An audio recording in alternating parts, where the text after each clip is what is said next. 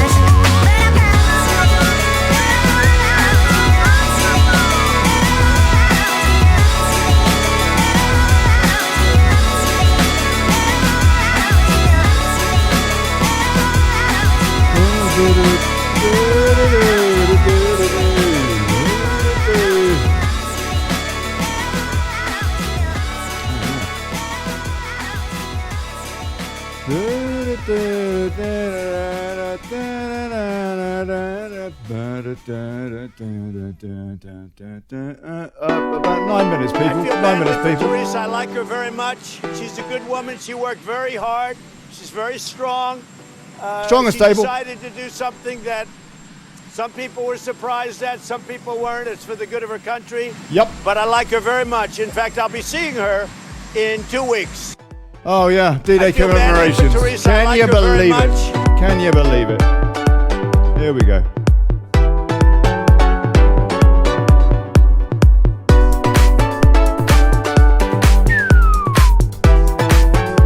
I smell Brexit! Yeah!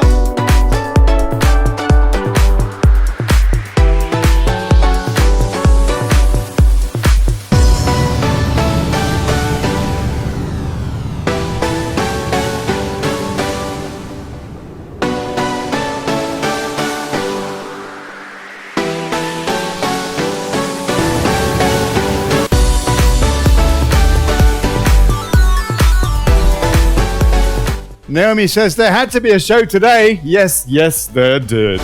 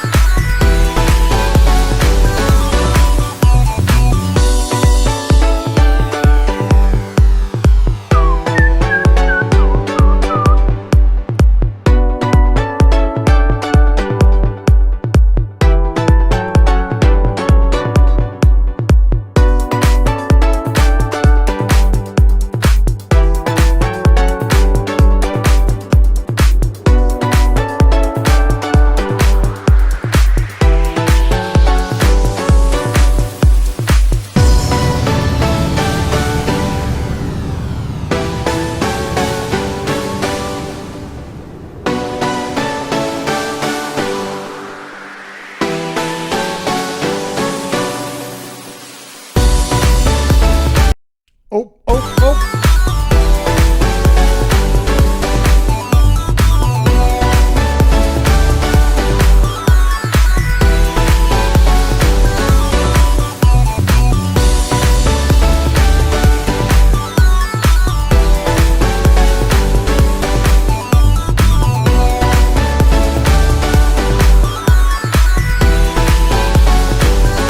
6.5 minutes, people.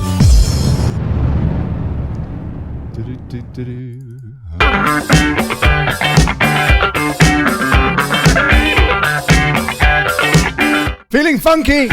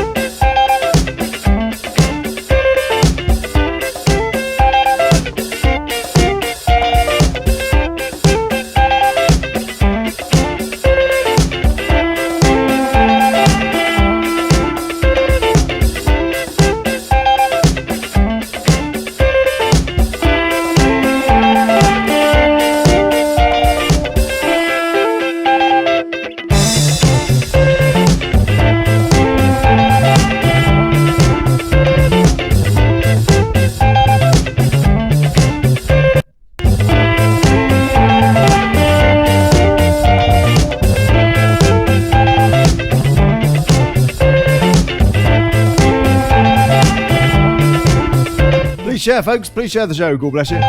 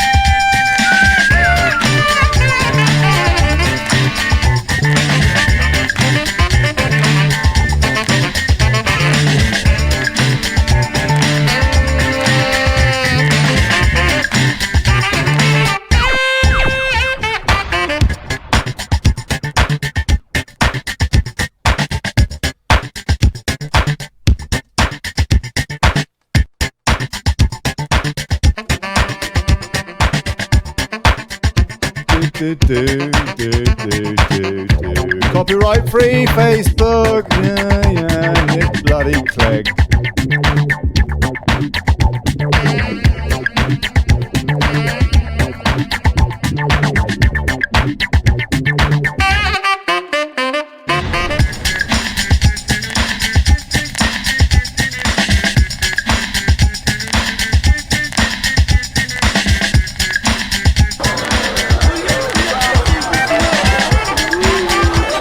Hark at that! Hark at that! That's the BBC Newsroom! Oh, it's the BBC Newsroom. Bless them, bless their cottons.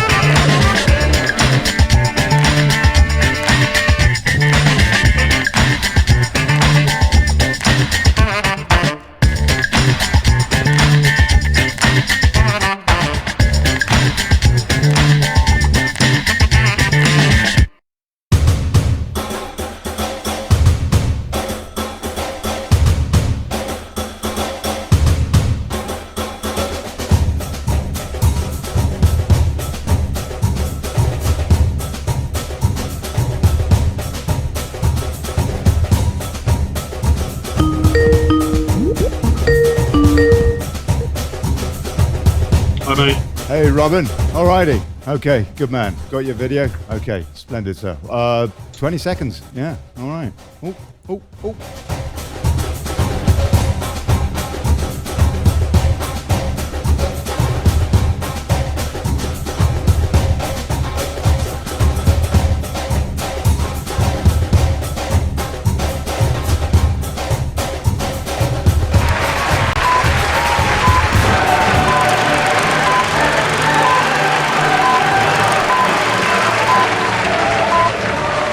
Hey folks, good evening, good evening, good people.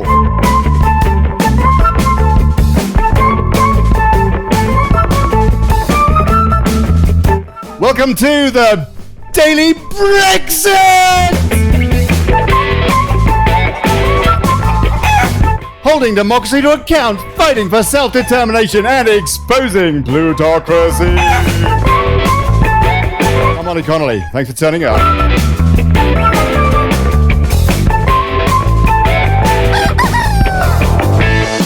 And now, I smell Brexit!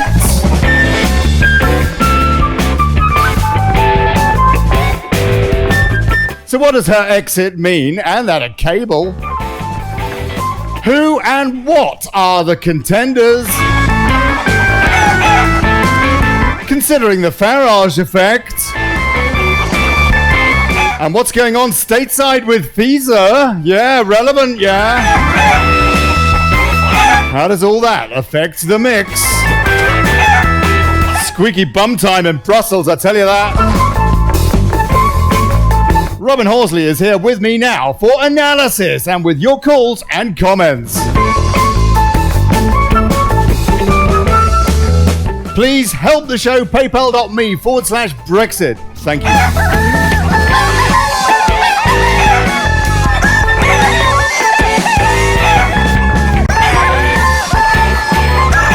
Let folks know we're talking, we're thinking, we're watching, we are active. Please share the show, folks.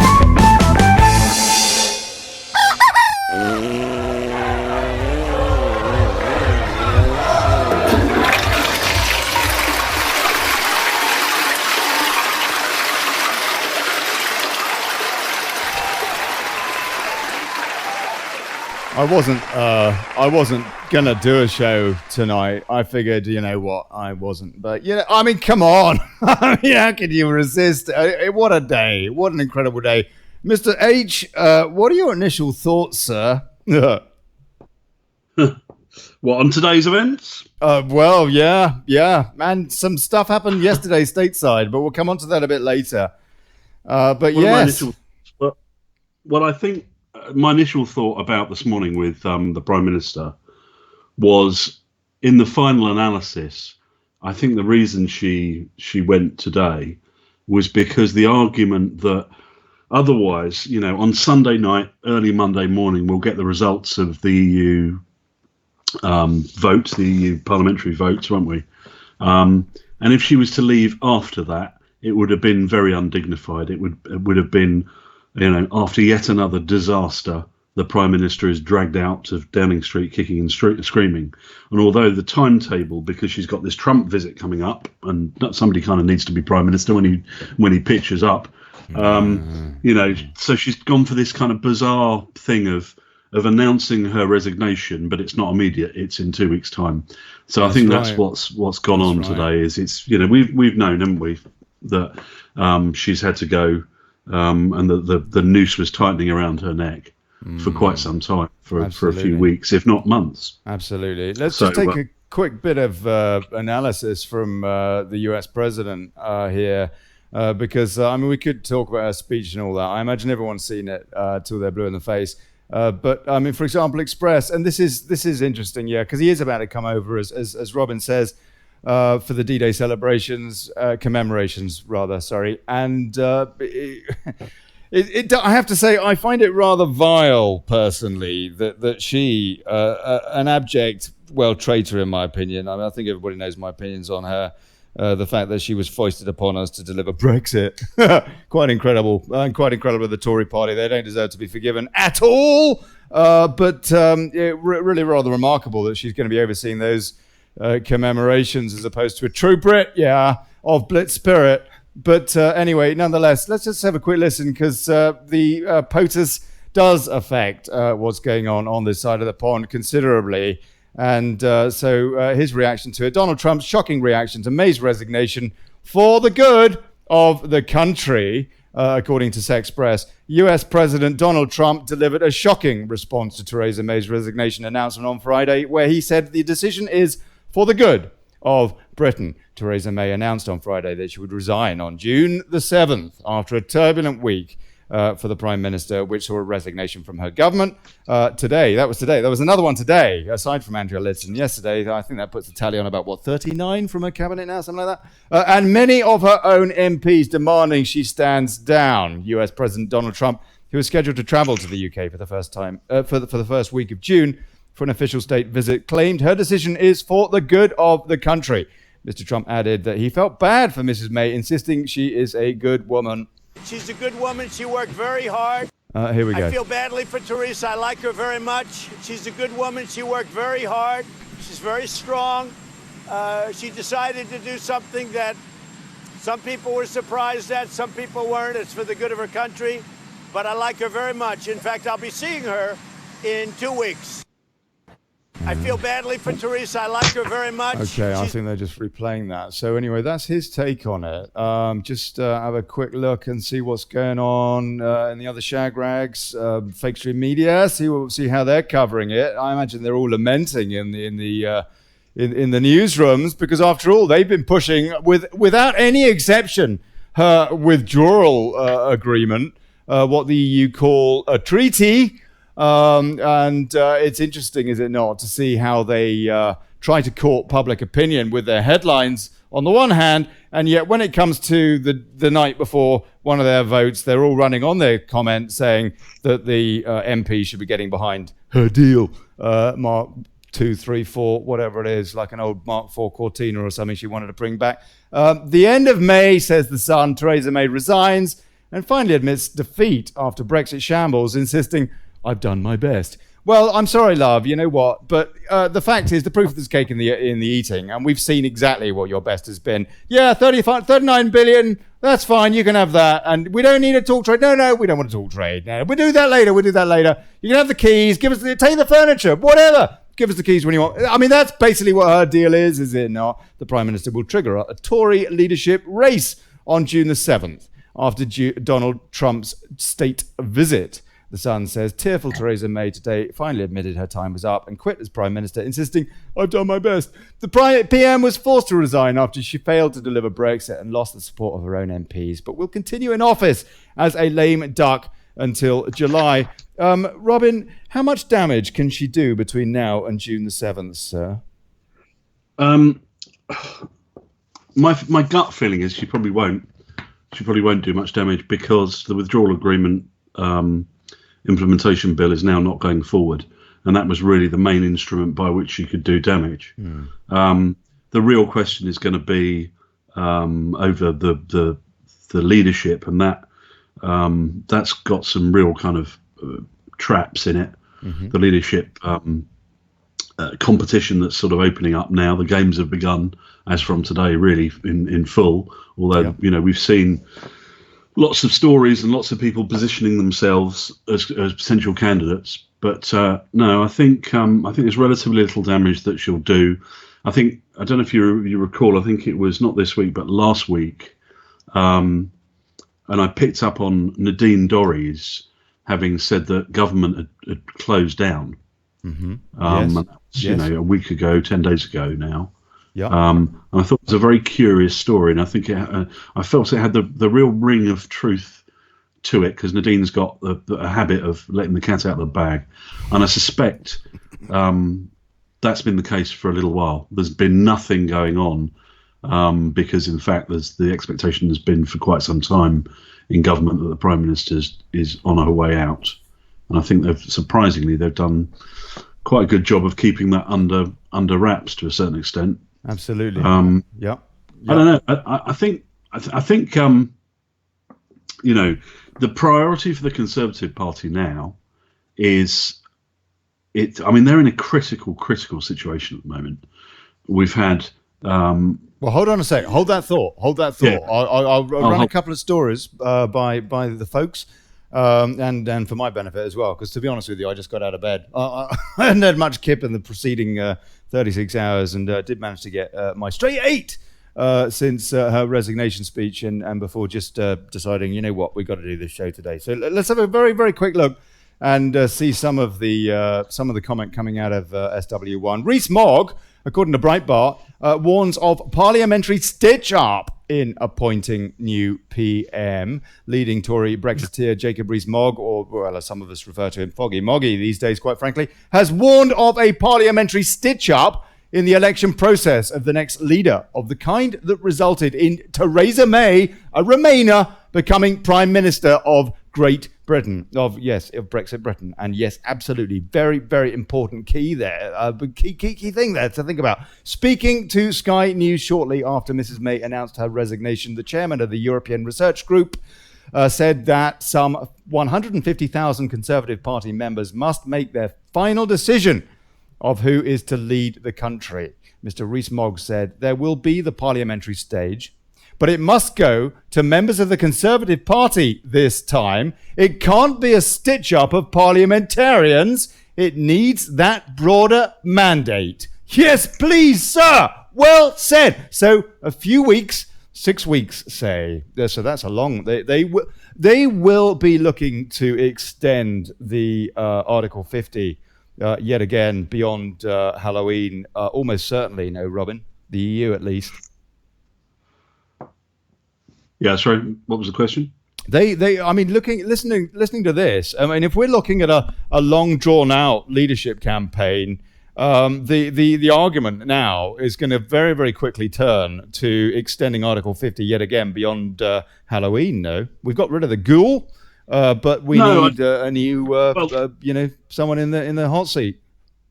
I saw an unconfirmed report. I don't know if this is the case or not. Perhaps people in the comments can tell me if this is true. But I saw an unconfirmed report earlier that Boris Johnson has said there would be no renegotiation.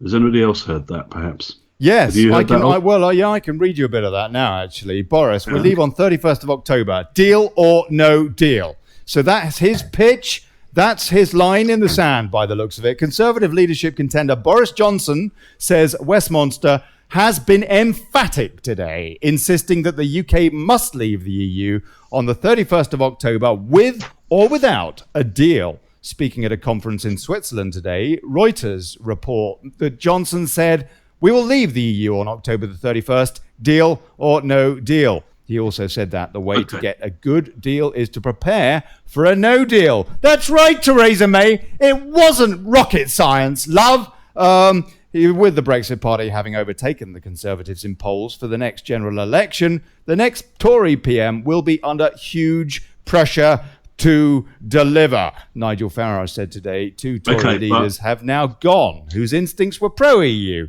Either the party learns that lesson or it dies. That was Farage's comment. Yes, please, Robin. Okay, but the slight distinction there is that the report that I saw, and I don't know if it's correct, is he said there would be no renegotiation, and that's quite an important point if that's true. Who said that? Sorry, who said that? Boris had said that. There will be no renegotiation.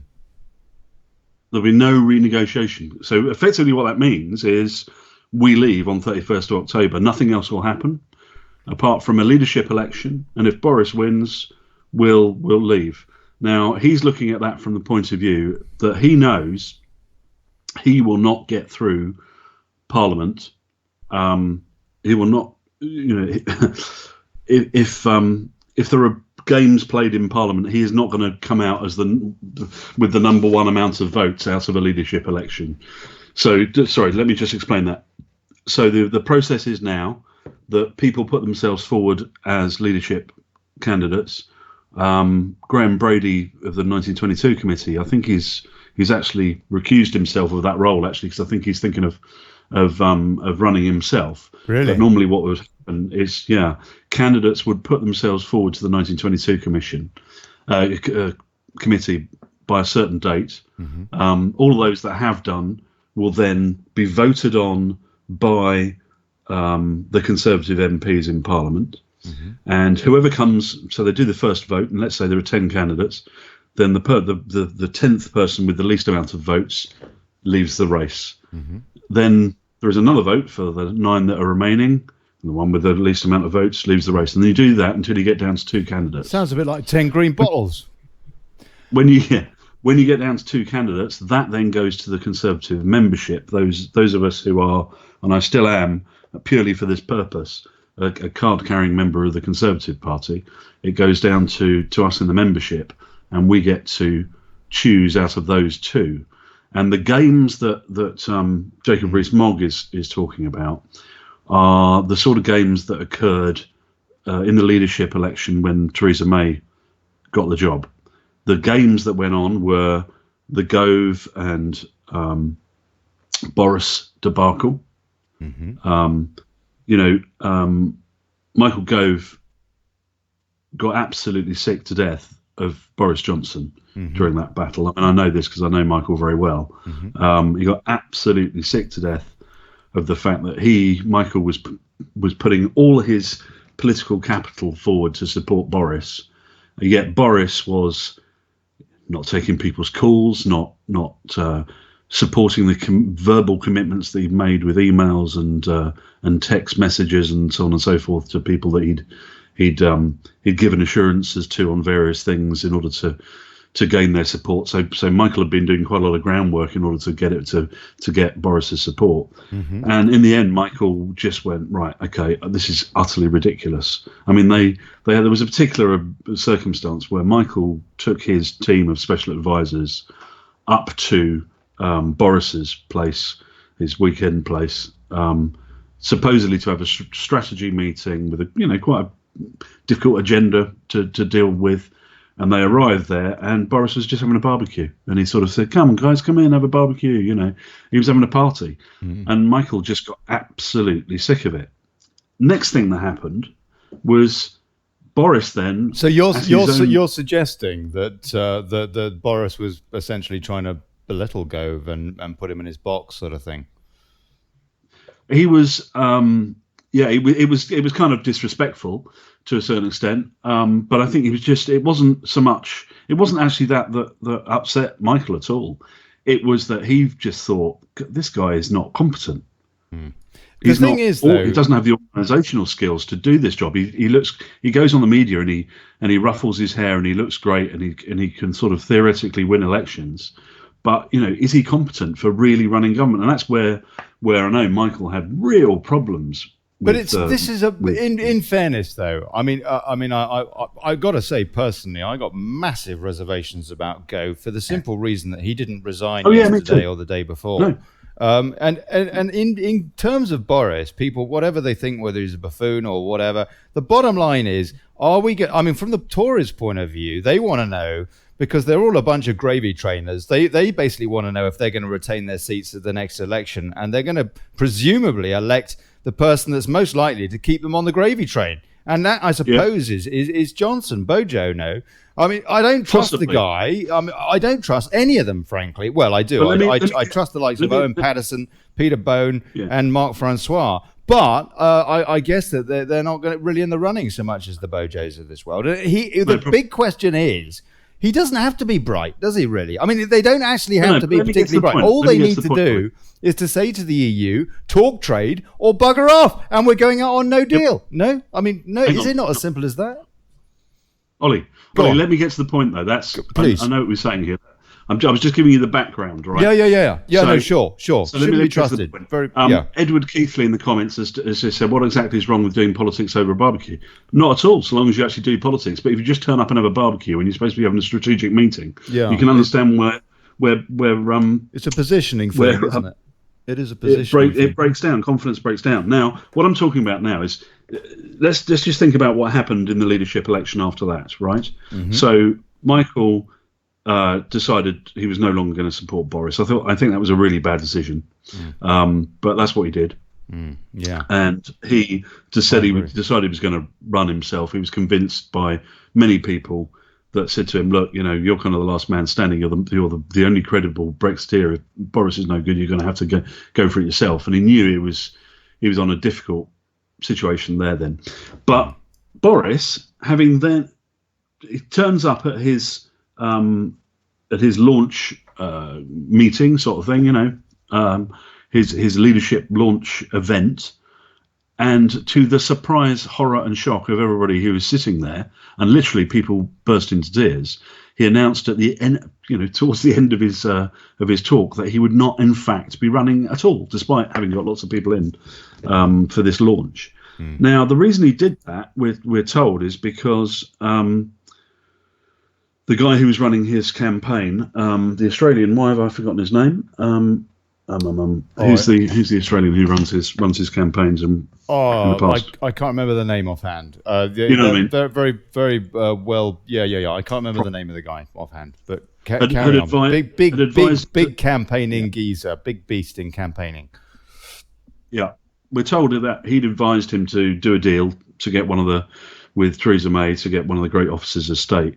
But the thing I also heard from two independent sources, and I have to be careful about what I'm saying here because of libel, but there was also a very a damning personally based press report concerning not him but a member of his family, I'll say, which was the one of the key factors. Now, the point I'm getting to is this: and I think what what Jacob Rees-Mogg is kind of slightly alluding to is, bear in mind how Conservative Party whips work. If you're chief whip, your job is to make sure that you have got as much dirt as possible as you possibly can on all the people in politics, all the prominent people in politics, and then you use that bit of dirt to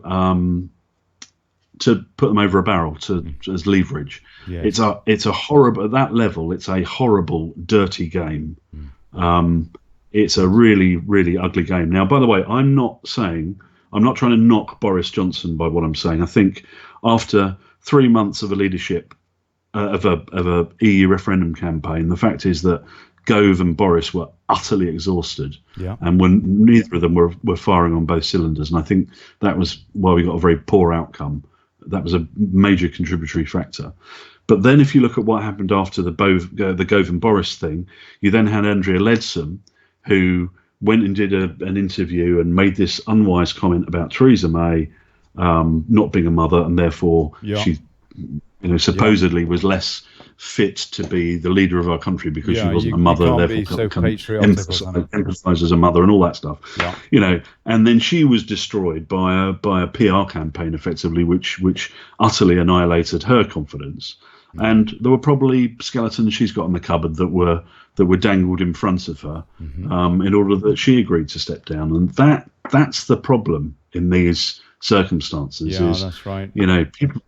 There are so many things. I mean, there's a school of thought, and people that are in the Westminster bubble that I've spoken to.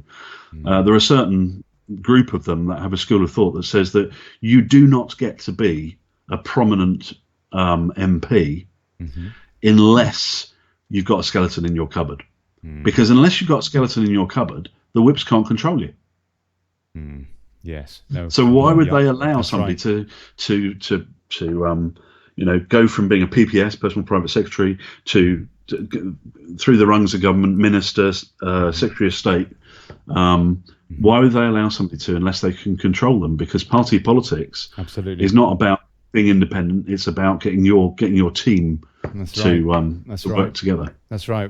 We often play the clip of Tim Fortescue, who said how they used depraved MPs to back government policy, that Heath government that took us into the EEC, and he was a colleague of Ken Clarke, who of course was rolled out on BBC's Today programme this morning, as tends to be the case. But yes, well, absolutely. I'm afraid you put your finger on the button there. If you go back to the events of the 60s and the 70s, you do find lots and lots of examples when we were taken into the European Union. You do find lots and lots of examples exactly like you've just discussed there. Yeah, no, it's absolutely incredible. I'm not going to play that clip tonight, but it is absolutely incredible that they use child rape to help push Heath's call to take us into the EEC. Just a couple of other stories relating to this, of course. Guido Fawkes has got a very interesting little take, very unsurprising. More Lib Dems think May should have stayed than Tories. YouGov have carried out a snap poll revealing the public think May was overwhelmingly right to resign. The numbers for Labour and Tory voters are almost ideal, but remaining Lib Dems are the most sad to see her go. That's their take on it. And meanwhile, let's just have a quick look at the runners and riders according to HuffPo. Conservatives who Conservatives want as their next leader. So let's have a look and analyse this a wee bit. Share of Conservative Party members that chose the following as first choice for leader shows Boris Johnson way out front on 39%, with Dominic Raab, former Brexit minister, who, as we know, was one of the prominent resignations, citing that he wasn't able to do his job. No.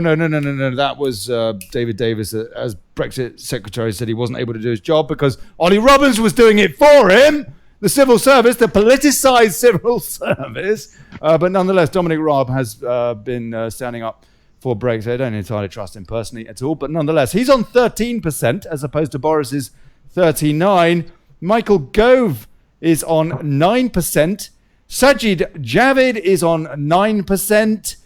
Jeremy Hunt on 8%, Andrea Leadsom on 5%, Penny Mordaunt on 5%, Rory Stewart on 4%, and Matt Hancock on 1%.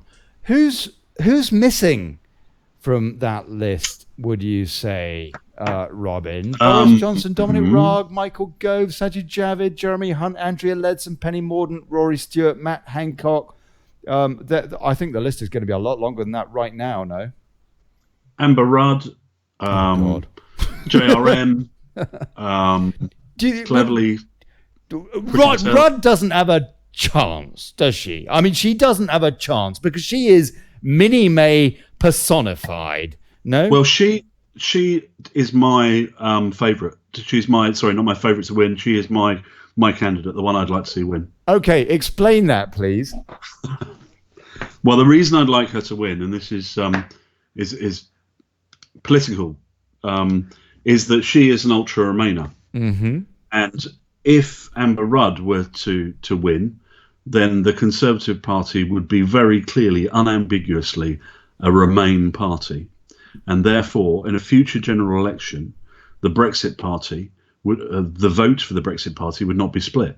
Right now, if Boris Johnson were to win, and many people would therefore believe that Boris Johnson was going to deliver Brexit. True Brexit.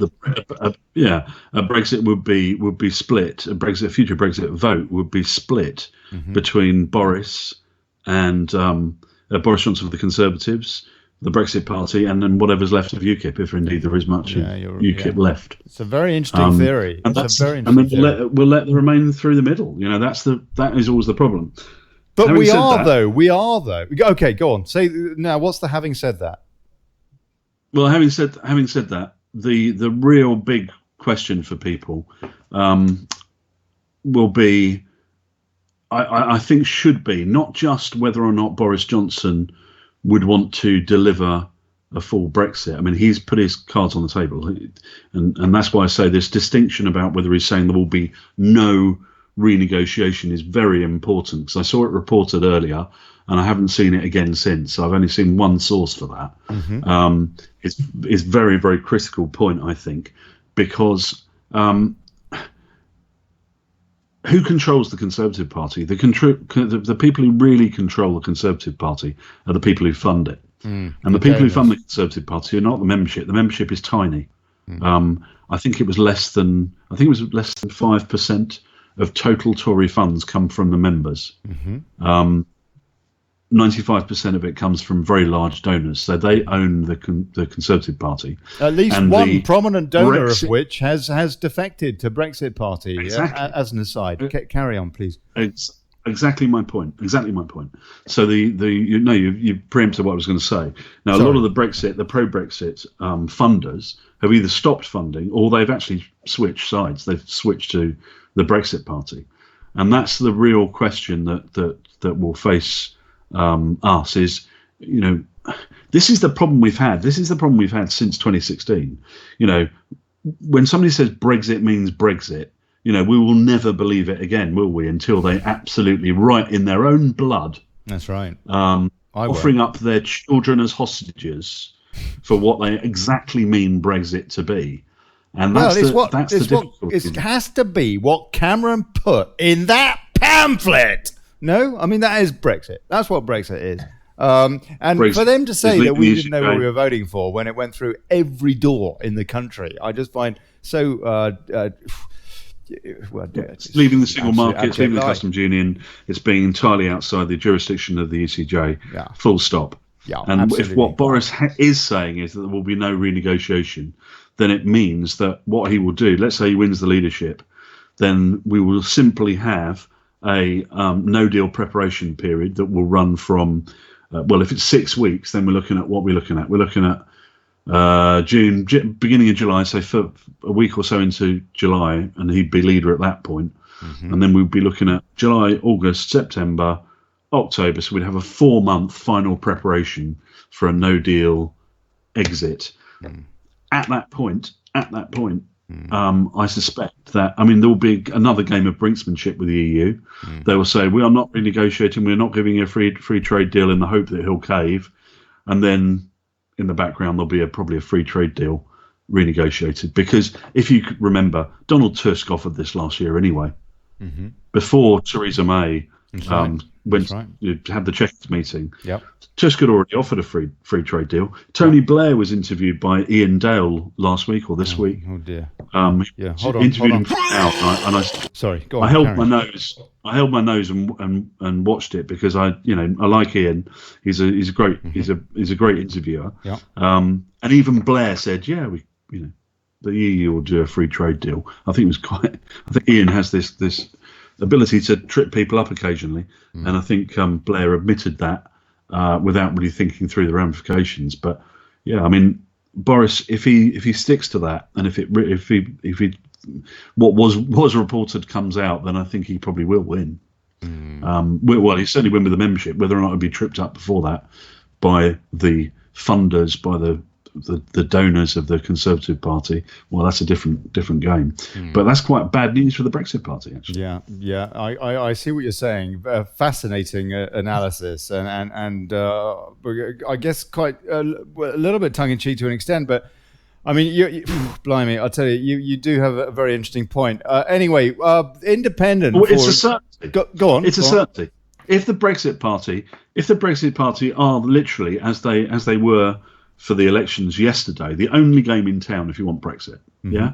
So that will come out in the figures when we see them on Monday morning. We'll know the reason that the Brexit Party have done well is because they were the only Brexit game in town. But we have, but we have this opportunity to come out on Halloween now, which it looks tonight. It looks very, very possible. It's a risky game, not hoping for somebody in the Tory party now who feels. I mean, the Tories have got not only their feet held to the fire, their feet are in the fire. That is where we've got the Conservative Party now, largely thanks to the Farage effect. And I'll tell you what, tonight I would give Nigel Farage a big hug. Because, I mean, really, this is largely the result of the pressure that's come on from Brexit Party, isn't it? It is quite incredible. Whatever we may or may not think about things that Farage has said or hasn't said and what have you, the bottom line is that he has pledged a WTO Brexit. And the Tories are absolutely running scared now. Let's just have a quick look at independent. Not so independent. Saudi-backed independent and their take on it. Theresa May resigns. Live updates. Boris Johnson threatens no deal Brexit as prominent Conservatives announce bids to replace PM. The interesting things that they say that we haven't covered yet. Boris Johnson emerged as the bookies' favourite to succeed Mrs May, as Jeremy Hunt and Sir Graham Brady, as Robin has said, announced they would stand. So, yeah, I guess he will be leaving his role as top dog at the 1922. Leading ERG member Mark Francois backed self-described Brexit hardman Steve Baker. What's your thought about that, Robin? I've got a lot of time for Mark Francois. I'd like to see him standing personally, but he's backing Steve Baker. Steve's great. Mark Francois is great. Prime Minister material at this moment, no. We're going to need in this period. We're going to need experienced governmental hands. Is my view on it. In order to take us through this period, because it's going to be very complicated with all the infighting in the Conservative Party as well. So I'm sorry. They're brilliant people. I mean, I spent quite a bit of time with Mark and not with Steve, but I've had contact with Steve in the past on a few occasions. I think they're great. Okay, fantastic. And when push came to shove, when it came down to those small number of votes and enormous pressure being placed, particularly on Steve Baker, he very nearly cracked, but he managed to hold it together. And I think when was that? Sorry, guys, what was that over? Well, over the third withdrawal agreement vote, when the whips were threatening all kinds of horrors for these Yes, and Boris Johnson voted for that. We found with Johnny Mercer, they were attacking Johnny Mercer. They were phoning up his army colleagues to try and get some more dirt on him, that sort of thing. I mean, they did some, Steve will probably put it in his memoirs as to actually what occurred, the pressure that was applied on him.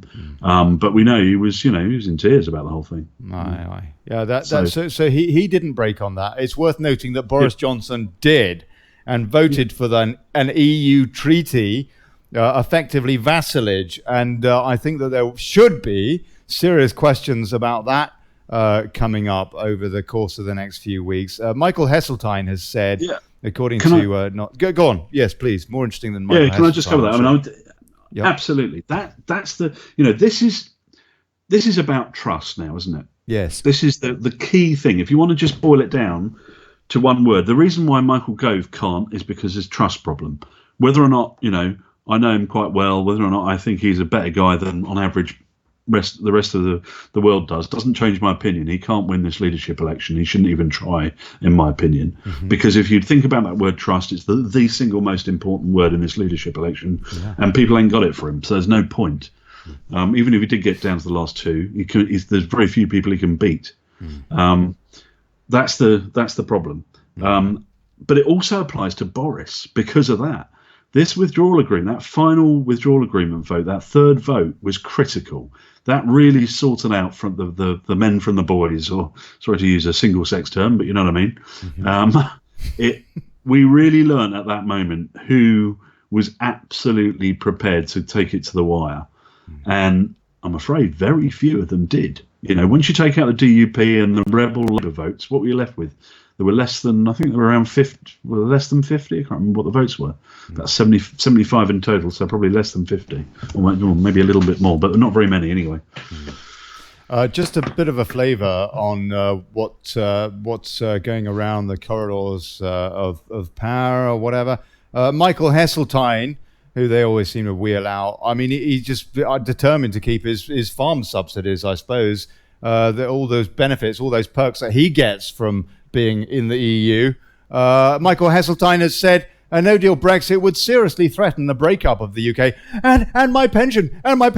I think the House of Commons would do what it has to do to stop a no deal, which isn't a no deal. It's a WTO deal with ancillary deals to keep the planes flying, keep the lorries moving, etc., etc., etc., all set in place already. Lord Heseltine, duplicitous little shit, said, excuse my language, it was inconceivable that any responsible politician would pursue a no-deal Brexit. He also warned Tory leadership candidates against trying to out Farage by moving the Conservative Party further to the political right. No surprise there with anything that he says ever. A significant number of EU citizens have alleged they were prevented from voting in Thursday's European Parliament elections. They lament in The Independent. Well, I happen to know that there were EU citizens who are not British. Sorry, there were people from other parts of Europe and actually from the United States as well in the UK who are not British citizens who voted in the referendum for Remain. I happen to know that. I know some of these people.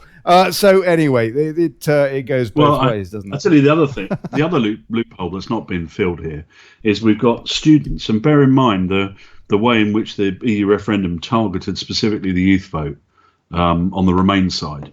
But we've got thousands and thousands and thousands, hundreds of thousands, if not millions of students who are registered at university where they live during term time, yes, and also in their homes, and they're getting two votes, particularly if they apply for postal in one. They don't have to take a car journey to do it. They can vote by going to a polling station at university and do a postal vote for where they are at home, and there's a lot of that going on. There's a lot of voter fraud going on. Yeah, no, absolutely. I'm going to take a few comments. I want to see what people have got to say, but before I do, just to wrap up this kind of dialogue that we've had here, something that pretty much started with actually is how they can prize in the Remoron-esque mentality into the future leadership. And independent, not so independent, Saudi owned or part-owned independent is saying Theresa May quoted Nicholas Winton a man who saved hundreds of refugee children from the Nazis in her resignation speech this morning. The Prime Minister who was repeatedly criticised over her policies on immigration during her tenure as Home Secretary, and who signed the UN Migration Compact, by the way, which they don't point out here, do they? No. Another show for another day. Said Mr. Winton had taught her that life depends on compromise.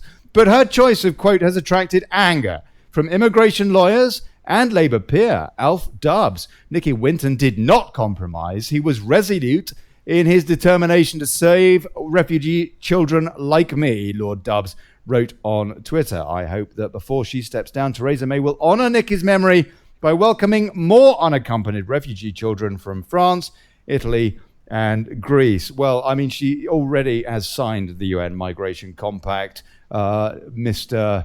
Alf Dubs, and so she's completely on your hymn sheet, mate, already. And it's just interesting that Independent doesn't point that out. Anyway, let's have a look at a few comments and see what folks have got to say. Wolfcat, why does a failing party like Tories need a leader? The Titanic didn't need a leader anymore when she went down either. Peter isn't here, says Remainers and especially Labour sound fearful of a Boris PM, in all fairness. And Wolfcat says that would be fun, Boris explaining to Donald that he doesn't need to be so fussy about his hair, and then Putin butting in saying, you don't need any at all. Lots of laughs. And Tanis Pullen is asking whether or not we're going out on Facebook. And yes, we're going out on Facebook and YouTube. Both have deigned to allow me to stream on their platforms tonight. Awfully kind. And to allow me to see the comments. So I can have a dynamic show. Thank you awfully, Nick Clegg. You anti-democratic, illiberal little twat. Wolfcat says, who are these wisps? Or whatever they're called. Anyway, I can never make out if they're called wisps or whips. If they're called the latter, then for all I know, they could be a bunch of dominers. Harold Chapman says the only Tories that can be trusted over Brexit are the 34 who voted against the third attempt of Theresa May's surrender treaty. Most of the Brexiteers, including Mogg and Boris, caved in. Harold, this is a very, very interesting point that we will be covering over the following weeks. Wolfcat says, I would like to see the Conservatives go down. They're anything but conservative these days. They don't want to conserve our values, our lifestyle. They're hell-bent to sell us out to the EU. Yes, indeed. And they are being forced to address that right now. I'll tell you, Robin, I mean, we do have a lot. Do we not? Right now, to thank Mr. Nigel Farage for. Yeah, no, very much so. Absolutely, we wouldn't quite possibly have been anything like this situation at all unless the pressure had been applied by the Brexit Party in the way that it has been.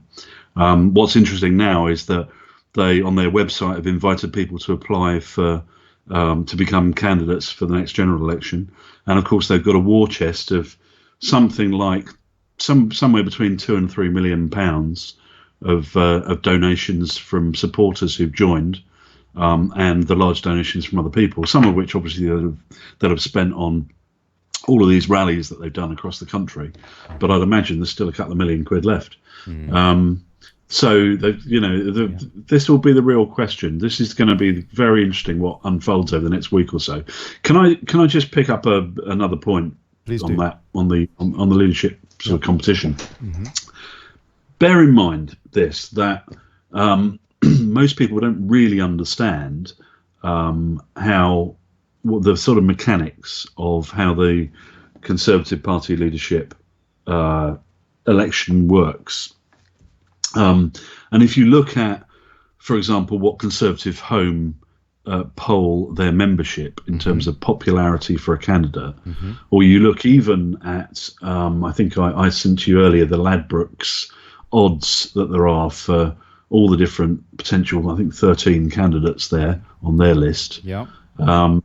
These are not a real reflection, actually, of what's likely to happen. If you look at, so I'm just looking at Ladbrokes list at the moment. Number one is Boris Johnson. You can get 3-1 on Boris Johnson at the moment. Now that might seem like really good. You can, for every quid you get 3 back. Yeah. So if you think Boris is a good go, you can get 3-1. Dominic Raab 5-1. Michael Gove 8-1. Jeremy Hunt 10-1. Andrea Leadsom 16-1. That starts to open up the field there. Matthew Hancock, who's the Health Secretary, is the same at 16-1. Rory Stewart's the same at 16-1.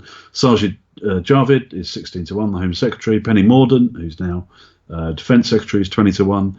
The people actually, Gove, Hunt, Hancock, Leadsom, potentially more kind of unity candidates.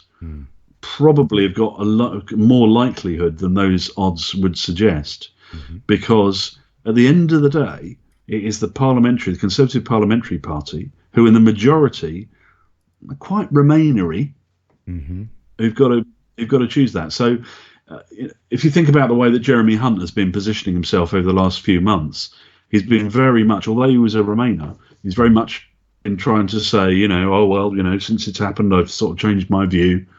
Well, I'm sure he hasn't, but he's put his view across slightly differently. And it's the unity candidates that will sort of get through this process. So, where people like Steve Baker will really come in crucial is by marshalling the troops, by making sure that the Brexiteers do not fragment their vote against lots of Brexiteer candidates. When push comes to shove, they will unify behind one candidate, because if you think about the way that it works, they're probably not the true Brexit candidate is not going to come out as number one in those final two. The true Brexit candidate is going to be the one who's got the second most votes from the MPs in Parliament. Does that make sense? Yes, it does. It's all pretty fascinating. Let me just go on and have a look and see how they're covering it on Torygraph, Buildergraph, whatever it is. Obviously, Theresa May resigns, Tory leadership hopeful to start jostling for position after PM announces she will leave on June the 7th. Just some potted sound bites here. Nigel Farage, May has been Britain's worst Prime Minister and her legacy is one of failure. Ian Duncan Smith, I'm sorry, Mrs. May, but compromise is a dirty word when it involves Brexit betrayal. Leo McKinstry says May's disastrous premiership was always going to end in tears.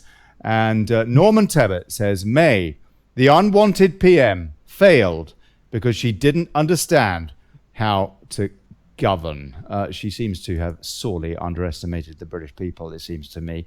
Just to give you their bullet points as well, because they're always pretty good for bullet points, Telegraph. I wouldn't subscribe to their rag, but Theresa May will resign as Prime Minister on June the 7th. She will remain an MP, her association chairman reveals.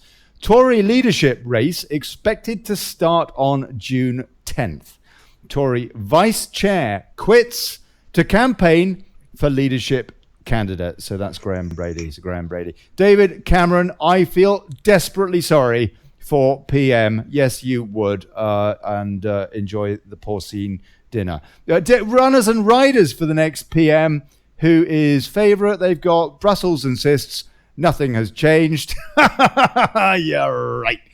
Camilla Tominey, who I think was made a peer or something by Cameron, wasn't she? And wasn't she on Question Time last night and trying to joke about about milkshake gate and was called out by the audience for joking about something which actually is very, very serious. And that was a fascinating little exchange, by the way, not least of all when Fiona Bruce in the chair there, abject bloody BBC remoron, quite frankly, outed last night when she said, oh, they're getting milkshakes and, Farage is getting milkshakes and Tommy Robinson's getting milkshakes.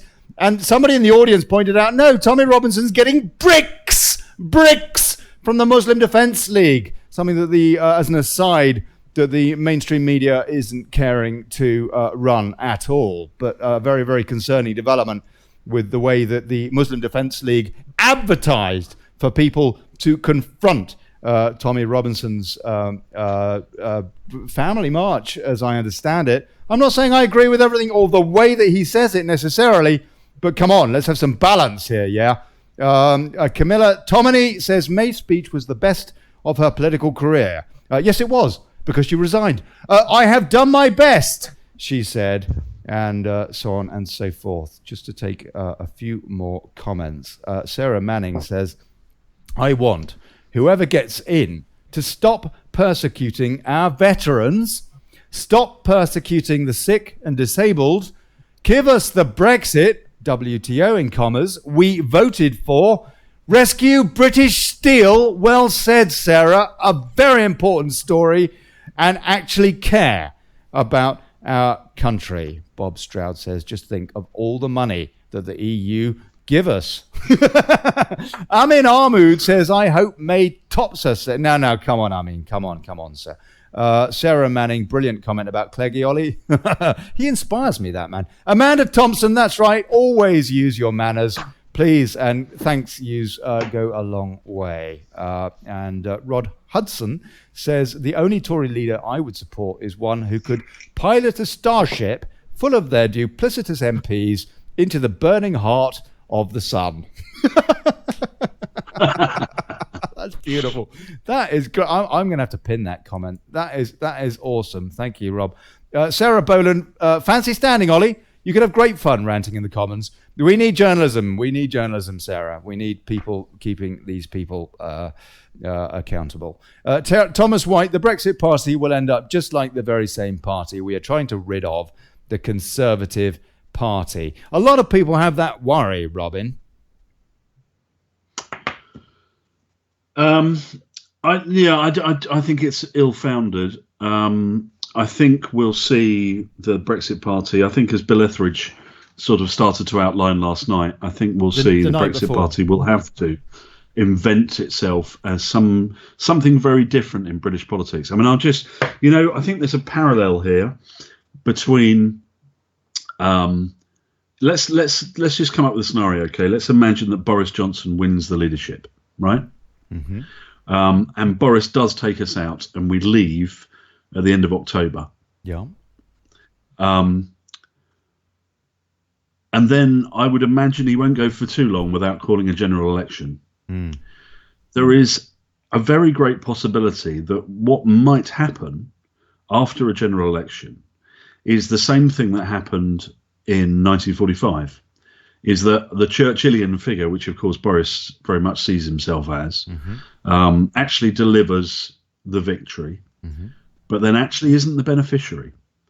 Because, and the reason that Winston Churchill didn't win the general election of 1945 was because people saw him, the electorate saw him as the man that they needed to win the Second World War. But afterwards, they didn't see him as the man to take us forward as a nation and to sort of win the peace. And I suspect, therefore, that the Brexit Party may see themselves as the party that can do that, and they may redefine how politics is done, and therefore be able to win the next general election, regardless if Brexit itself is achieved. Because the question for the Brexit Party will not be, will you take us out of the EU? Well, of course they will. That's without question, isn't it? The question really for the Brexit Party is, and what's it for? What will you do with it? Yes, we know we'll be out the ECJ. We know we'll be out the single market, the customs union. But what will you really do with that power now? When you draw all this power back to the United Kingdom, how will you disperse it among the people? We were talking last night on Wednesday night with Bill about direct democracy and all that kind of thing. How will you do that? How will you restructure our economy? Because presumably we will start dealing with the Commonwealth and the wider world in a lot bigger way. I mean, at the moment we don't have, as part of the EU, we don't have trade deals with China, India, or the US or Canada. Well, there's one that may eventually happen with the EU and Canada, but the three major economies of the world, India, China, and the USA, we don't have trade deals with them. We've got all of this legacy with India. We've got this legacy with the US. We should be doing free trade with those guys. Damn right. Damn right. Very, And, very, yeah. And very, the very. the Commonwealth is if anybody else says chlorinated chicken to me as their, I'll ask them to go. I'd suggest they go for a swim. food labeling. Food labeling. We already have Burger King and McDonald's and Coca-Cola and God knows what else rubbish.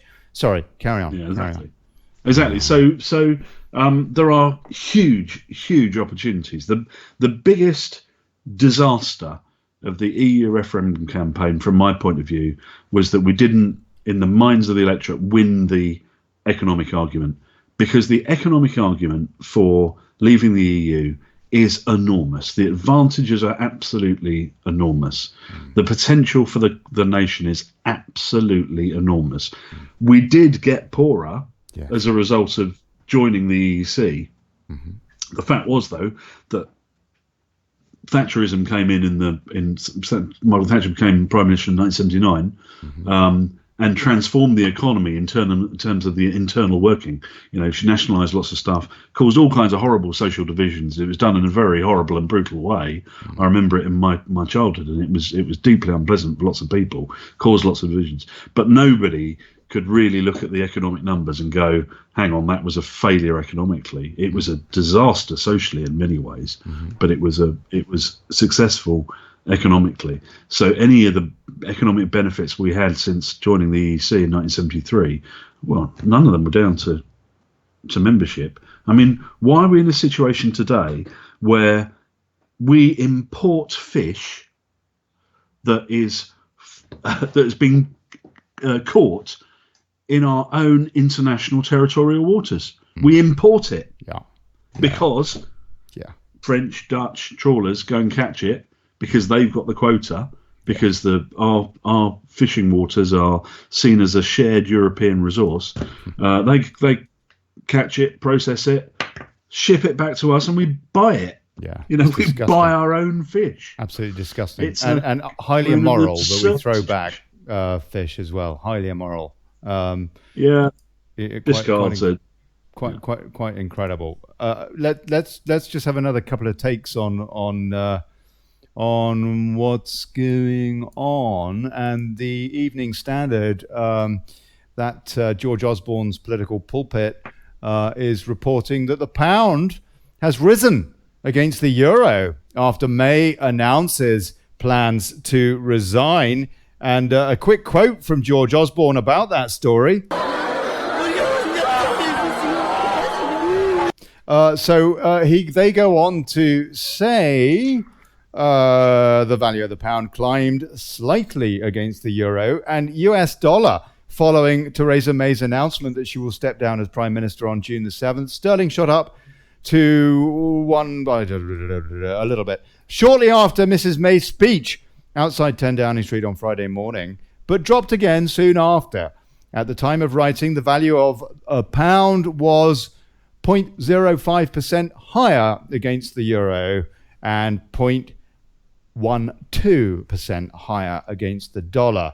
As you can tell, I am not an economic journalist. Though the gains have been small, they could see the pound shake its longest ever losing streak against the euro after 14 consecutive days of losses. And I think go on. Yeah. I think in fairness, the value of the pound, that's already in the market. We've known for a long time that Theresa May was going to go around this sort of time. Already the marketplace, adjusted. That's already been in the market. It was only ever going to be tiny fluctuations when she actually announced her resignation. Yeah. Because we've known she's going anyway, and therefore we've known, the markets have known, that we're talking about a situation. The real crunch point, the real question, is going to be when we're actually going to leave, deal or no deal. And as we were saying earlier, Boris Johnson he's set the bar on that. Basically, all the other candidates are going to have to work out how they position themselves against that bar. Yes, no, absolutely. That's a very, very good point. I'm sorry, I've forgotten your name, my dear, but somebody's mentioned in the comments about British Steel. Is it not? That really, in a regular week where we didn't have any of this nonsense about trying to regain our independence, our freedom, our sovereignty, we would, well, it's not nonsense. We just shouldn't have to do it in the first place. British Steel, that would be by far the biggest story. And it is because, is it not, of the EU that British Steel is going down. Absolutely, Ollie. I mean, there are. Bill Etheridge was mentioned this on Wednesday. He worked for British Steel for 20 years.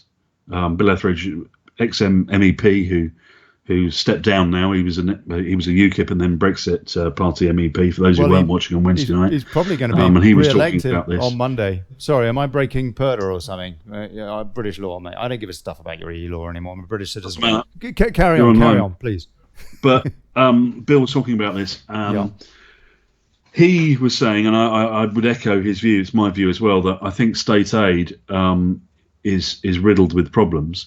I think when you've got government trying to pick winners in commercial markets, it's very difficult.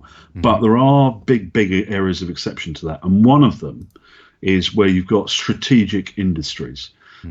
Steel is a very strategic industry. If you really get down to the nuts and bolts of this, if we were in a war position, we were at war with another country. Yes. We need to be able to make bullets. Yep. I mean, we're not going to. What are we going to do? We're going to go to war with air pistols. Yeah. Wouldn't have been very good in 39. To war with air pistols and cap guns. Would have been buggered in 39. We need to be able to. Yeah. You need to be able to. You need steel to fight wars, to defend yourself. Yeah. In conventional wars, steel is a very, very crucial resource. To destroy the steel industry of a nation is a very serious thing, and that's where we're at the moment. Our steel industry has collapsed. If we'd have left on March 29th, there is no doubt in my mind the government would have stepped in and ensured that was the case. Why can't we defend our steel industry? For two reasons. One, we can't defend it because we can't give money to that industry as a government. Two, we can't raise our own tariffs to prevent imported steel being cheaper. And as Bill Etheridge pointed out, the Chinese are trying to destroy our means of production in the West by flooding Western markets with very cheap steel. This is very frightening. Very frightening. It's a lost leader for them. If you can prevent another economy from having the means of production for a particular commodity, then of course you can set the price after that, can't you? Because you're the only producer. That's right. If you're, if you and I are both in the marketplace selling widgets. And I decide that I want to own the marketplace, and I sell my widgets for a penny, and yours cost you 50p to produce, but I've got enough capital reserves so I can sell them for a penny for 2 years until you're completely out of business, Ollie. Then I've got a monopoly, and I can charge the price I want to charge. But with steel, it's even more crucial. It means that economies don't have the ability to be able to defend themselves. There was the BBC did some research on this last week, and they calculated that all the steel that we've produced in Britain for 200 years is roughly equivalent to the amount that the Chinese economy have produced in the last 2 years. That's the scale at which they're working. So they're producing a massive amount of steel, flooding the world markets. That's incredible. Sorry, say that again. That's an incredible statistic. All the steel that we produced in Britain for 200 years, bearing in mind that it was Britain that triggered the Industrial Revolution. All that we've produced in the last 200 years is only equivalent to that which the Chinese have produced in the last 2 years. My word. Very frightening. I mean, it's just a dictatorship that we allow this just to carry on. They've got concentration camps. What they call education camps or what have you, just unbelievable. Okay, so Evening Standard, and thank goodness Mr. Trump is taking them to task a bit. The Evening Standard also has got running on Vince Cable, who is taking this opportunity to bow out. Liberal Democrats open nominations to replace Sir Vince Cable as party leader I wouldn't generally bother with this, frankly. But the fact is that it's actually quite interesting. I wouldn't be surprised if at the next general election, the way things are going, the Liberal Democrats could be a little bit more of a force, because presumably the Remain camp would. I mean, this is if we don't get Brexit in the meantime. If we get Brexit in the meantime, then all this changes, and the analysis is different again. But the Liberal Democrats, if there is no Brexit between now and the next general election, could actually be quite a bit more of a force now, as would clearly be the Brexit Party, and so it is relevant to consider these illiberal anti-democrats. No. Well, let's just imagine. I mean, they did well in the locals too. They could have taken out the bins. Problem, right? Sorry, go on. Yeah. Let me just read you. Imagine that you really, as a leader, you're going to need somebody who's politically prominent. Okay, Let me just read you the list of all Liberal Democrat MPs. Okay, this take a minute. Okay. Tom Brake, right. Alistair Carmichael, right? Ed Davey, right? Tim Farron. Well, he's been a leader before. He's not going to get it again. Yeah. Muppet. Says Weira Hobhouse. I've never even heard of her. She's MP for Bath, apparently. Right. Christine Jardine, right. Norman Lamb, him. Layla Moran, Jamie Stone, and Joe Swinson. That's it. Right, that's all the Lib Dem MPs. So that's your entire. You look at the candidate list for the leadership of the Conservative Party, and the candidate list is bigger list. Oh,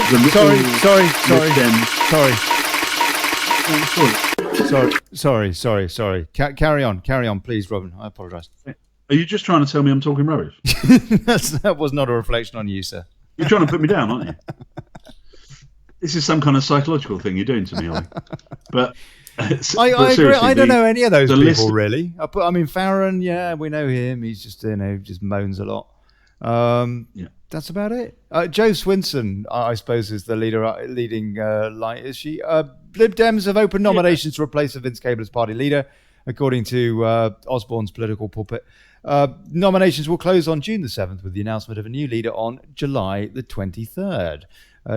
Deputy leader Joe Swinson is firm favourite to succeed Sir Vince, who announced the start of the contest in an email to party members. In an email, Sir Vince said it was time for a new generation at the top of the party, but pointed to expected gains at the European elections, which I guess they'll get actually, as a sign that we are in an excellent position to lead a centre ground movement in British politics. There are major challenges ahead. One is to win. Is he right, Robin?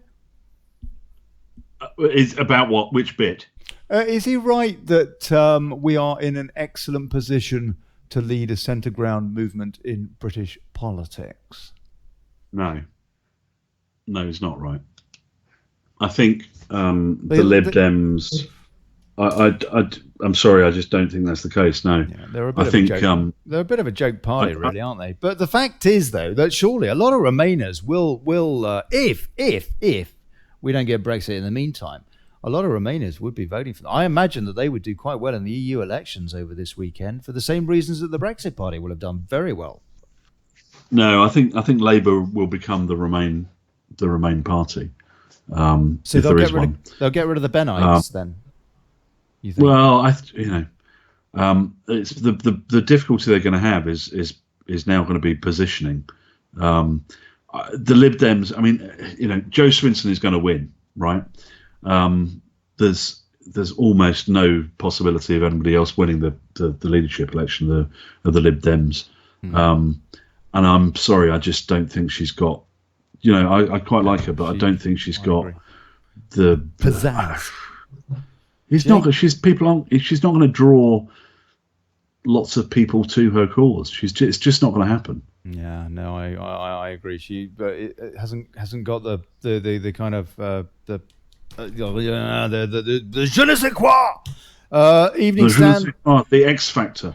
Yeah, that's right. She hasn't got the political stardust, I guess, is a good way of putting it. But that it will be interesting to see. And she certainly, I would have thought, would be considerably, at least, more interesting to hear than Vince Cable. Evening Standard is also saying, Brexit news latest, Jean-Claude Juncker hails Theresa May as a woman of courage as Europe reacts to her resignation. And again, we heard a little bit from them earlier.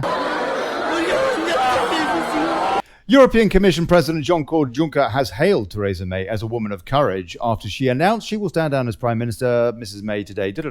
Hours after her emotional announcement, Mr. Juncker... You might want to put that on screen. Hey? You might want to put that on screen. You've still got me, haven't you? Oh, you'll go. Good man, Robin. Thank you very much indeed. I do need a desk producer, people.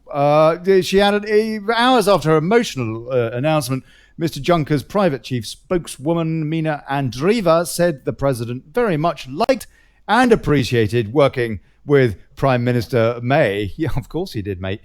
She added, he has said before Theresa May is a woman of courage for whom he has great respect. He will equally respect and establish working relations with any new Prime Minister, whomever they may be, without stopping his conversations with Prime Minister May. You know what? I'll tell you what. I'll give you a story about Juncker over the last couple of days. He was on CNN. Here we go. Can you see this on my Facebook timeline? Juncker lashes out at stupid nationalists on eve of European elections. And I'm sorry to all of those that didn't see this story before they went to the polls, in case they were looking to make a remoronic choice at the polls. I've just pulled out a few choice clips from his interview with CNN. On Eurosceptics, Juncker said, these populists, nationalists, stupid nationalists, they are in love with their own country and they don't like the others. Well, look, I'll tell you what, Juncker there, mate, on that is loving one's culture and community stupid.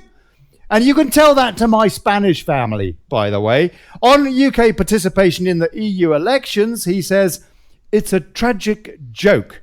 I'm sorry, I'm not really impersonating him because I cannot slur my voice in that way. But it's a tragic joke because they will have influence. Yes, Mr. Juncker, we're paying 55 million a day plus fish, plus, and we would have been out were it not for your refusal to talk trade, your red herring backstop demands, and generally your collusion with UK traitors to hijack your British cash cow. We will retain our influence. Thank you very much at the moment whilst we have to. And quite frankly, excuse my French, piss inside the tent. On migration, he says, stupid nationalists, he's referring to stupid nationalists, carrying on from his former comments, don't like those coming from far away. I do like those coming from far away. This is a guy who says that Coudenhove-Kalergi is one of his political heroes. Yeah, the guy that basically wanted to see cultural genocide in Europe by mixing it up as much as possible from other folks from around the world. Now, the fact is, Mr. Juncker, that yes, you do like folks coming from far away, unscreened, often entirely misogynistic, and loathing of traditional European values and loathing of the host culture to the point of terrorism. Well done, mate. Well done. Yes, indeed. And on the referendum, he says, we were wrong not to intervene in that debate. I don't know whether he means intervene. I think he means interfere. But on the other hand, I mean, had he done so, I reckon that it would have been a bigger turnout for Leave if they'd put the likes of him and Tusk on the podiums in those debates. Don't you reckon, Robin? Yeah, I do, and I think it was kind of a missed trick, really, by the Leave campaign. Is not sort of empty chairing them, really, because I think that would have been quite powerful to really make more of a point out of the fact that those people who are supposed, come and sell us your dream. What's your dream? Yeah. Because I think what they would have exposed that really all they've got to talk about is say, well, we don't like nationalism. Well, what do you mean you don't like? Well, you mean you don't like nations? Okay. Well, you prefer empires? Okay, brilliant. Right. Yeah, we've done that in the UK. We've done empire. We're not really into that in the future, I'm afraid. No, that's right. That's right. I think we'd far rather trade on friendly terms with our Commonwealth partners and Exactly. And what have you. Exactly. Just a little. But I think that's a big part. That's going to be a big part of the narrative going forward. So. I mean, I have to say, I don't know about you, Olly, but I feel very rejuvenated by today's events, although I don't sort of overblow the significance, because I think we've known it's going to happen anyway. But at least now it has happened, and she has actually stood outside Downing Street. We can really start looking forward a bit more positively, like you, as you've titled the show today, I Smell Brexit. I think that's a really good point. I think we do smell Brexit. It feels like it was closer than it was yesterday, doesn't it? It does. Dear old Queenie, I'm kind of wrapping up now, but dear old Queenie, bless her, she just poked her head round the corner just to check that Theresa May had actually gone. When Theresa May was listing her enormous list of prime ministerial achievements during her tenure in number 10, I just was there thinking, what about British Steel? What about the IICSA? The Independent Inquiry into Child Sexual Abuse, which is completely fudged. What about the no-go areas? The asset attacks and so on and so forth. What about the depleted police force? What about Sharia law? Sharia law now being openly practiced around and about the country, and she doesn't seem to give a damn about it. I thought this was a very interesting little piece. Actually, very, very interesting. I can't help but wonder, when they went to the polls, she and old Phil yesterday, if they didn't vote Lib Dem. I wonder. That's it. I wonder. That's it. So listen, Olly, you're very hot on this story from the US about Trump and FISA, is it? Well, did you want to? Yes. I mean, I've shared the stream and said that you're going to be discussing it tonight. So yeah. So I think you should, before you wrap up, maybe you should just mention it. You read my mind, and the thing is, I mean, this is one of the wow. I mean, this is just so incredible, isn't it? It's so surreal, everything going on, because it makes you wonder. Whilst obviously this was big news in the UK today, if the biggest news, and with the Brexit Party as well, but there's another massive story that is breaking stateside, and that is these FISA documents. And they basically are a bunch of documents classified at the moment that allude at least to spying on the Trump presidential campaign, all the way up to Obama's White House, and all the way to the door of David Cameron's number 10, with ramifications not only for him, but, for example, for the likes, actually, of Boris Johnson, who's been Foreign Secretary, Theresa May, and all sorts of others. These FISA documents are fascinating, and I do wonder what of that will be discussed at this Trump visit. But there's a lot of positioning going on stateside, and I put out a bit of a post about this earlier. POTUS versus the deep state. Trump orders FISA docs to be declassified. The big question being, was Obama and the UK government spying? We've heard about Russians, but actually we know, any of us that's bothered to really pay attention and not just been misled by fake stream media, that the big Russian story is the fact that Hillary Clinton sold uranium to the Russians. That she, for example, was also taking money from Qatar and Saudi Arabia, whilst Secretary of State, consider that for a minute, and so on and so forth. There is this war that is going on, and that has been going on, but post-Mueller, now that that's collapsed, all the Russian stuff's been exposed as being a lot of crap, that the likes of the BBC have been talking a lot of crap. Now that we know that, now this president is empowered, the Democrats weakened, the fake stream media weakened, and we can start to begin and actually look at maybe the other side of the story, yeah, rather than everybody just shouting down this president. I'm not saying I totally trust Trump. I'm not saying that. What I am saying is that we need a balanced debate, and now I think we're going to maybe begin to get it. Just very, very briefly, Robin. So that's two things. FISA docs, Trump's ordered those to be declassified. Massive story. Massive story there. Can I just make Assange, Julian Assange and WikiLeaks, meanwhile, has been charged by the Department of Justice stateside for espionage on now 18 counts in total. It could face up to 175 years in prison, as I understand it, or 180 years or something. And so is he being used as a pawn here by a deep state kind of globalist type lot who are playing one hand whilst Trump's playing the other? I don't know. There's a lot of tit for tat, it seems, going on. But I think it's also telling. It's also telling that Speaker Pelosi, in Congress, she knows that she can't impeach Trump because the Senate has got a majority in the Republicans' favor of one.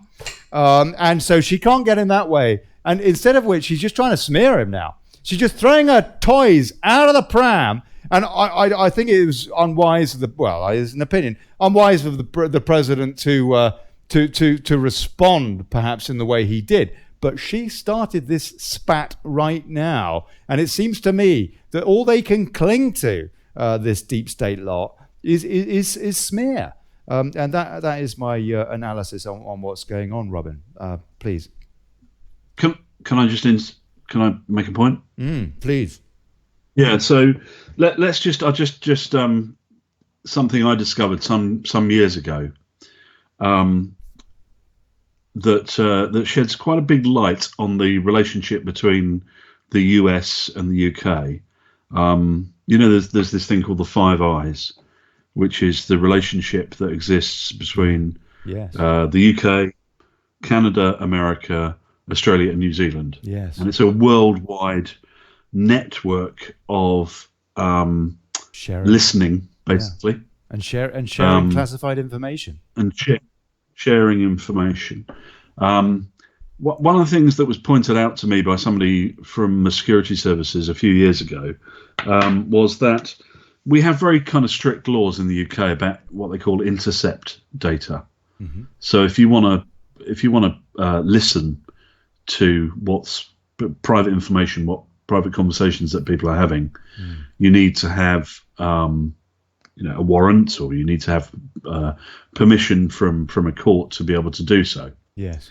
However, bear in mind that the US are monitoring the data that's being shared in the UK, so communications that are going on in the United Kingdom. So the way that the UK security services are able to gain access to the information, they can gain access to it via the internet, and it's US kind of owned data. So that, and vice versa, that occurs as well. So in fact, we are kind of watched, if you like, by providing each other security services, which circumvents I've got our own GCHQ on the line right now.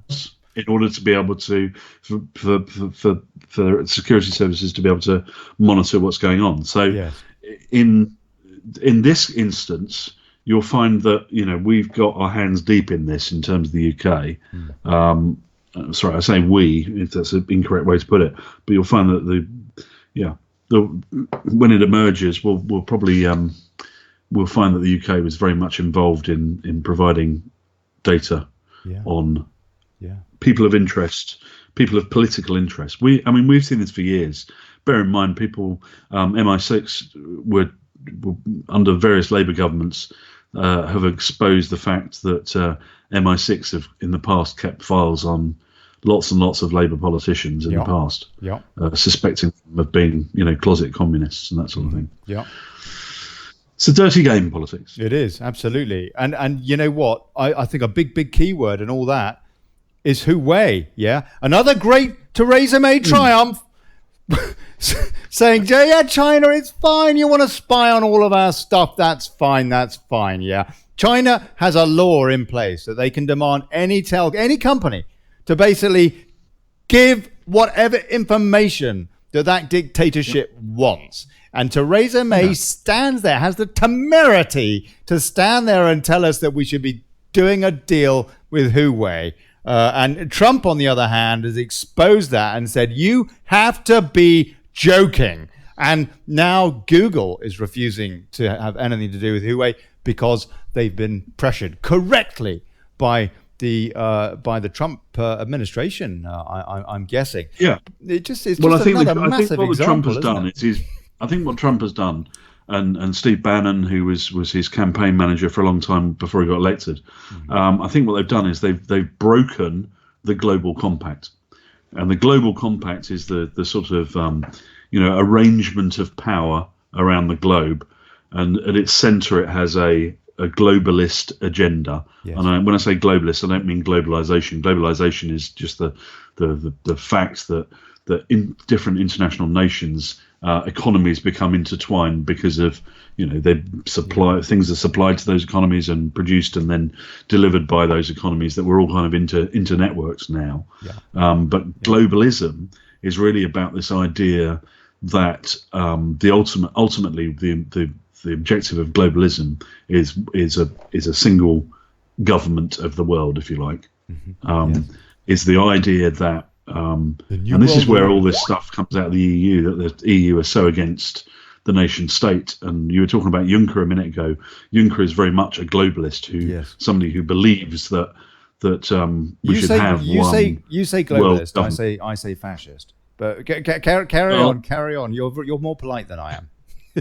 Yeah, well, I think the trouble is with using the word fascism. It's so misused. I don't disagree with you in terms of a lot of the elements of fascism, but I think it's actually a different. The globalist approach is different. The globalist approach says that the in the world is you create regionalized blocks under the influence of the globalist agenda, such as the EU. And then the next stage is you then integrate them into one. That's the plan, if you like. And if you just anybody who's interested in this stuff that doesn't know much about it, just get on Wikipedia and you'll find loads about it. It sounds, some of it at the most extreme sounds like a kind of wild conspiracy theory, but actually it's not. It's just like so many of these political ideologies, actually, in some ways, a lot of them just don't work unless you're talking about them on a global scale. Communism has failed everywhere, but if you go back to Marx and read what Karl Marx wrote about it, he didn't expect it to work until it was global. Right. Okay. I think we've covered the bases today. Blimey. So Monday night, Robin, I don't know if you're available, but we can expect these results to come in in the early hours of Monday, I suppose. Would it be finally, or would it be last thing on Sunday night? Would you think? I'd have thought the early hours of Monday. I think we're not going to see much until Monday because the polls don't close.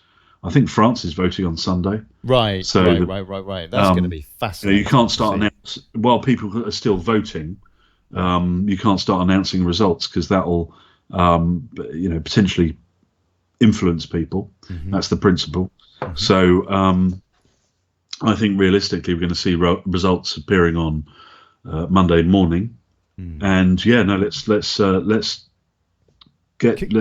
that on Monday night. Let's really think about the implications. Yeah, let's do that. Let's please reconvene and analyze those results, not just from the UK, but it's going to be so fascinating.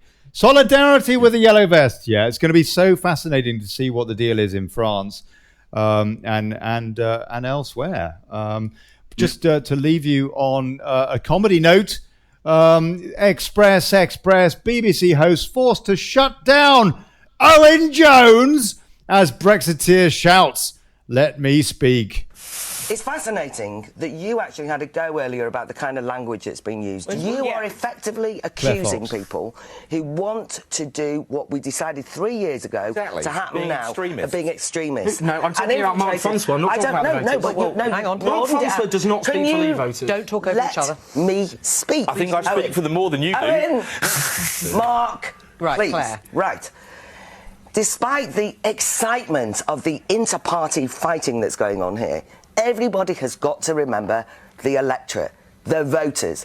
The voters feel utterly in despair about both political parties. They certainly do. Claire Fox. Well done, Claire. Well done, Claire Fox. Yeah. Well.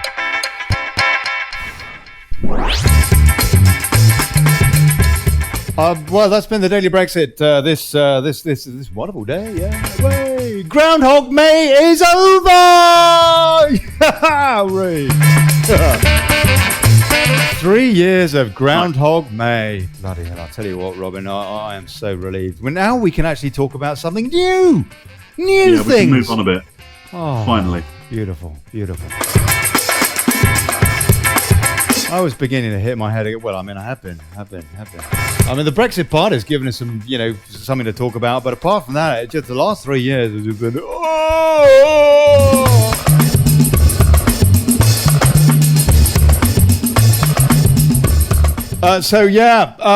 If you're voting elsewhere in Europe, for crying out loud, vote for Europe, not EU. Vote for crying out loud, vote for your people.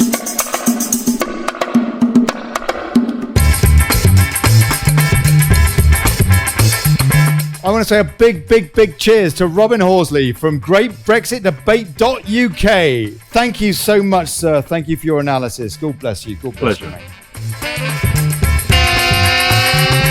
Everybody in the comments, thank you. I see everybody's so G'd up. People are revitalised. Like you said, Robin, people are so excited again now, suddenly. Just everything turned on a sixpence today.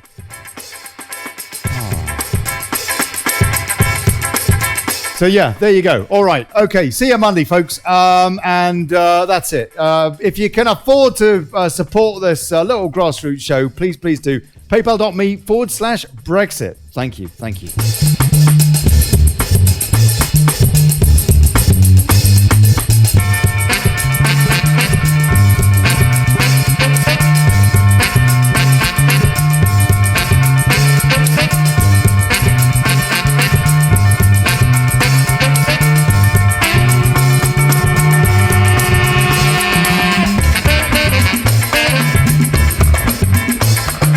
I've forgotten something.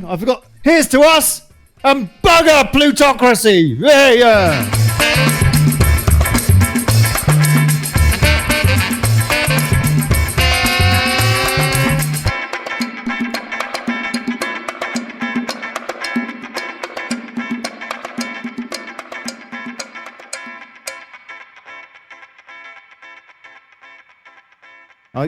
That's such a slow fade, isn't it? Right. Okay. Nighty night, folks. God bless you. Have a good weekend.